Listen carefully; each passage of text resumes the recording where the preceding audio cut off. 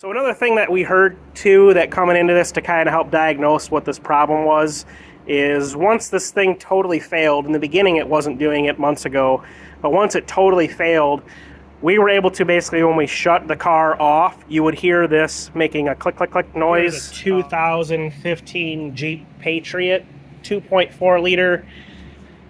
This car has the symptoms of a U0401 code, which is a communication code. We had a red lightning bolt on the dash flashing, and this has been kind of a problem for this car for the past few months. It's been able to reset the check engine light and then run fine for a few months, and then here we are a few months later, that check engine light and the red communication error on the dash is staying still. So what it's doing is when you hit the gas pedal, it's just unresponsive. The throttle only goes up to around 1500 RPMs, so the car's max speed is maybe around 15 or 20 miles an hour.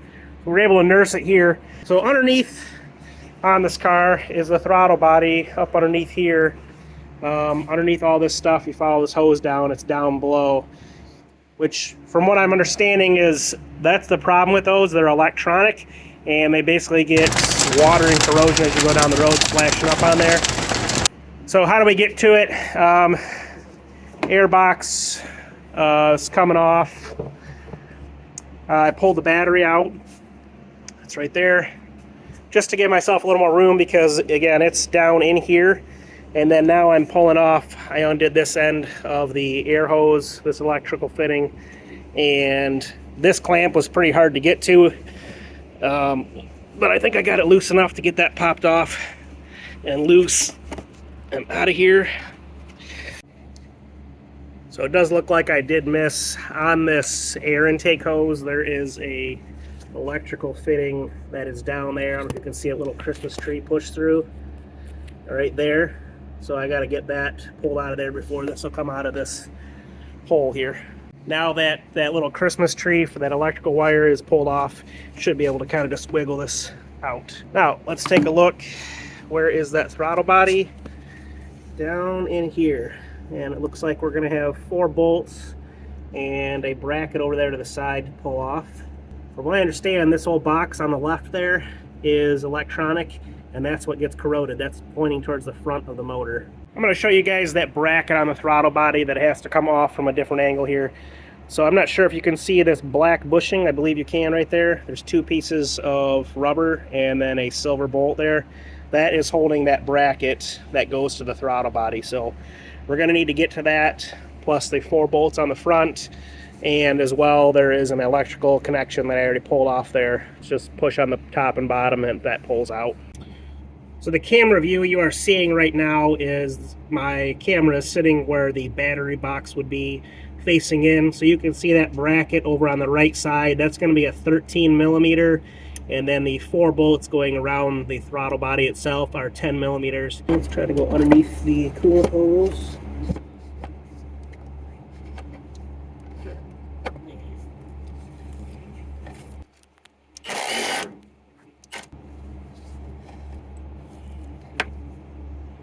Impact, 6-inch extension, swivel, and a 10 millimeter.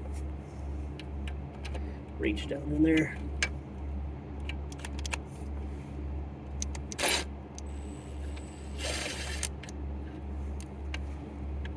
Torque spec must be pretty light on those, it doesn't take much.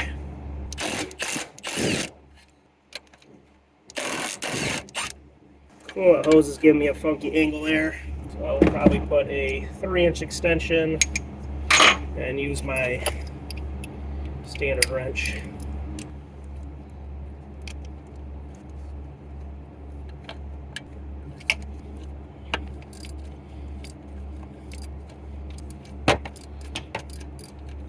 And hopefully once I get all this loose, this thing's going to come out of here okay for me. Got a lot of just electrical and things in the way. So let's get this bracket out of here and out of the way. I'm seeing a little debris. It looks like probably aluminum dust from that throttle body I just pulled off. So I'm going to make sure that gets cleaned out too before the new throttle body gets put in here. So a new part.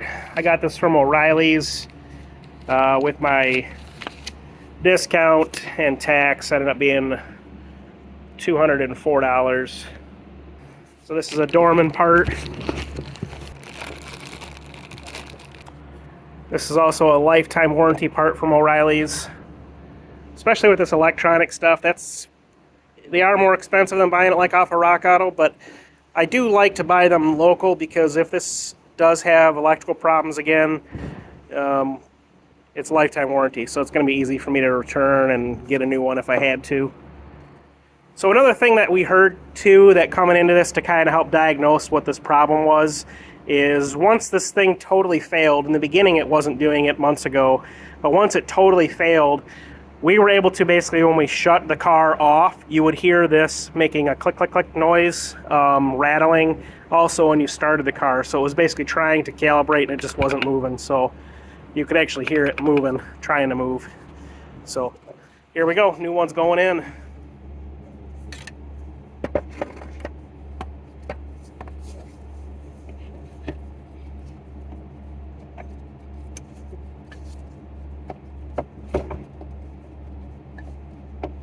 Turned out to be not too bad fishing that in and out of there.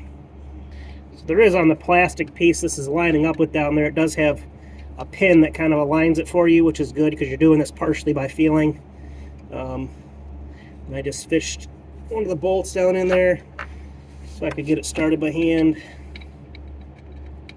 And it's nice it has those pins on that to align these two pieces again. Always try to start your bolts by hand, so I'm getting 5 to 7 turns with my fingers before I ever put a tool on it. Should have turned it easy.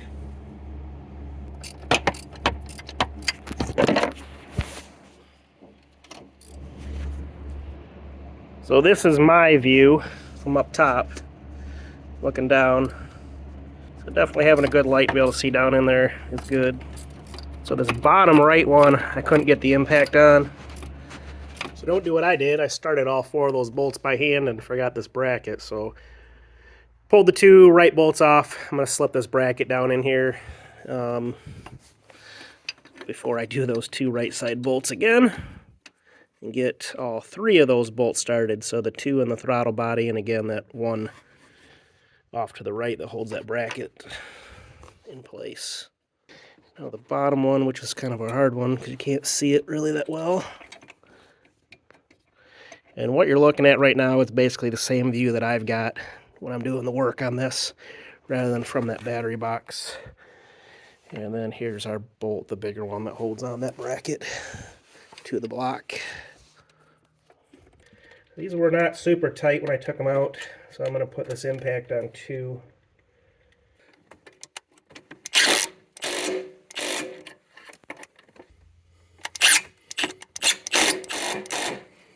Bring the camera up top and show you guys what I'm looking at up top.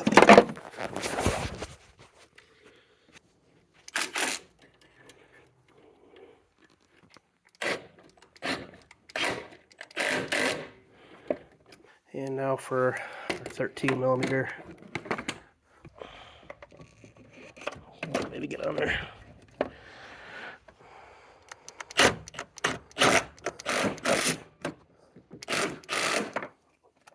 Guten tight.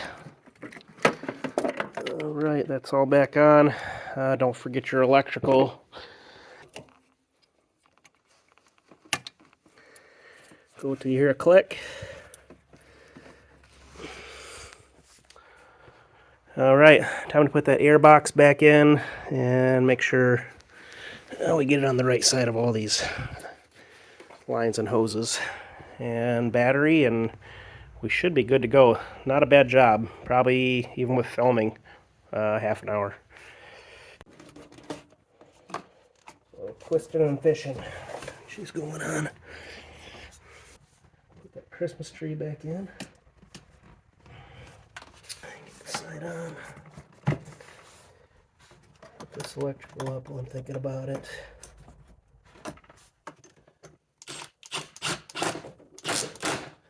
I could find my.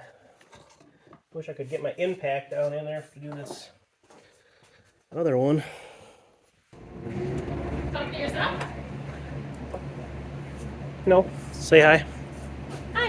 am I saying hi to? YouTube. Oh, see?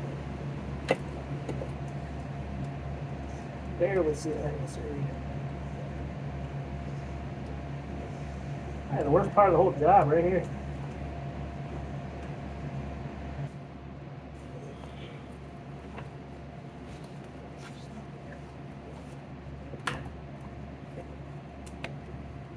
She got anything to strap that down?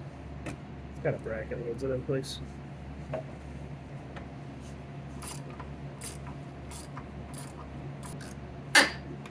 I just replace this with a 1/4 20 bolt.